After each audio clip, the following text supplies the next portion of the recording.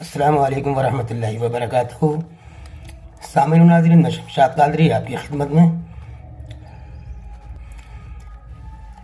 حضور نبی کریم صلی اللہ علیہ وآلہ وسلم ایک دن کعبے میں نماز پڑھ رہے تھے۔ ابو جہل بدبخت کمبخت جو آپ کا بہت بڑا دشمن تھا، وہ وہاں آیا۔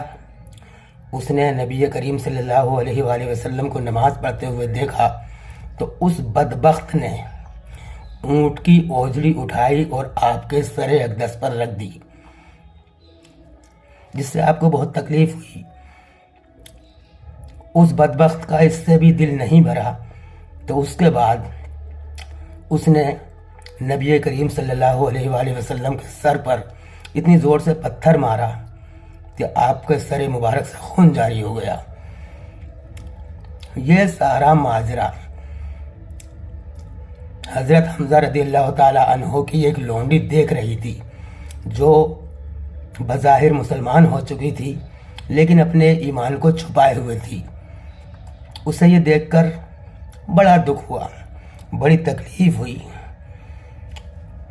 لیکن بیچاری کر کیا سکتی تھی، خاموش تھی۔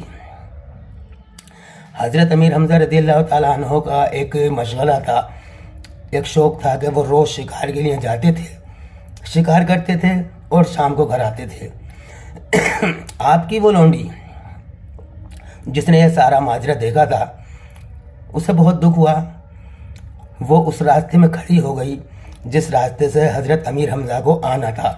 جب وہ شام کو واپس آئے، وہ لونڈی راستے میں کھڑی تھی اور اس نے دیکھا کہ میرے آقا آ رہے ہیں۔ وہ راستہ روک کر کھڑی ہو گئی۔ کہا کہ حمزہ، بہت بہادر بنتے ہو، بڑے دلیر ہو، لوگ آپ کو شیر عرب کہتے ہیں۔ اسے بہادری کہتے ہیں کہ آپ کے بھتیجے کو غیر لوگ ماریں، آپ کے بھتیجے کو غیر گالی دیں، اپنے بھتیجے کو غیروں سے پٹواتے ہو، غیروں سے گالی کھلواتے ہو، اسے بہادری کہتے ہیں؟ یہ تو بہادری نہیں ہے۔ حضرت امیر حمزہ نے جب یہ سنا، ان کو غصہ آیا، بولے کون ہے جس نے میرے بھتیجے کو گالی دی؟ اس لونڈی نے کہا کہ آج آپ کے بھتیجے کے ساتھ ابو جہل نے بہت بڑی بدتمیزی کی ہے، ان کو گالی دی، ان کے سر پر اوجڑی رکھی اور ان کے سر پر پتھر مارا، جس سے سر سے خون جاری ہو گیا۔ حضرت امیر حمزہ کو بہت غصہ آیا۔ ابھی آپ اسلام میں داخل نہیں ہوئے تھے، ابھی آپ ایمان نہیں لائے تھے، لیکن بھتیجے کی محبت نے جوش مارا۔ ان کو یہ بات سن کر بہت غصہ آیا۔ بولے کہاں ہے بدبخت ابو جہل، میں ابھی اس سے بدلہ لیتا ہوں۔ لونڈی نے کہا کہ وہ کعبے کے اندر بیٹھا ہوا ہے۔ آپ کعبے کے اندر پہنچے تو ابو جہل وہاں اپنے ساتھیوں کے ساتھ کعبے میں بیٹھا ہوا تھا۔ امیر حمزہ غصے میں تھے اور وہ کعبے میں گھسے اور اس کا گریبان پکڑ کر کھینچ کر باہر لائے۔ بولے بدبخت، تو نے میرے بھتیجے کو مارا ہے۔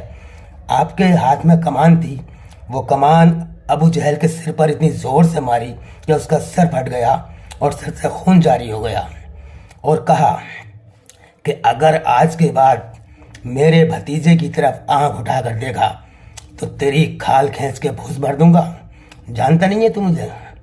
اور اس بدبخت سے کہا اگرچہ آج سے میرے بھتیجے کی طرف دیکھا، تیرے ناپاک چمڑے میں شتر کی لید بھر دوں گا، اور سن، آج کے بعد میں بھی محمد کے دین میں شامل ہوں۔ ابو جہل یا وہاں پر جتنے بھی مشرکین کافر تھے، کسی کی ہمت نہیں ہوئی کہ حضرت امیر حمزہ سے کچھ کہتے یا ابو جہل کا بدلہ لیتے۔ ابو جہل نے سب کو خاموش بولے گئے بیٹھ جاؤ۔ ابو جہل کو خوب مارا۔ ابو جہل کو پیٹنے کے بعد حضرت امیر حمزہ رضی اللہ تعالی عنہ حضور نبی کریم صلی اللہ علیہ وآلہ وسلم کے پاس آئے۔ کہا بھتیجے، اب تو خوش ہو جا۔ میرے نبی نے فرمایا کہ چچا کیا بات ہے؟ بولے میں تیرا بدلہ لے کر آ رہا ہوں۔ ابو جہل نے جو آج تیرے ساتھ بدتمیزی کی تھی، میں اس کا بدلہ لے کر آ رہا ہوں، اور ابو جہل کو میں نے بہت پیٹا ہے اور اس کا سر میں نے پھاڑ دیا، اس کے سر سے خون جاری کر دیا، اب تو خوش ہو جا۔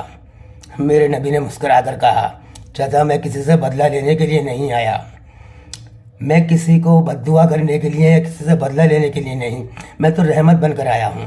میں اس بات سے خوش نہیں ہوں گا، میں بدلے سے خوش نہیں ہوں۔ تو حضرت حمزہ رضی اللہ تعالیٰ عنہ نے کہا پھر کس بات سے خوش ہوگا؟ میرے نبی نے فرمایا کہ چچا آپ ایمان لے آئے، میں اس بات سے خوش ہوں گا۔ حضرت امیر حمزہ نے کہا، بولے ٹھیک ہے، آج کے بعد میں بھی تیرے دن میں شامل ہوں، اور اشہد ان لا الہ الا اللہ و اشہد ان محمد رسول اللہ پڑھ کر آپ اسلام میں داخل ہو گئے۔ ماشاء اللہ، سبحان اللہ۔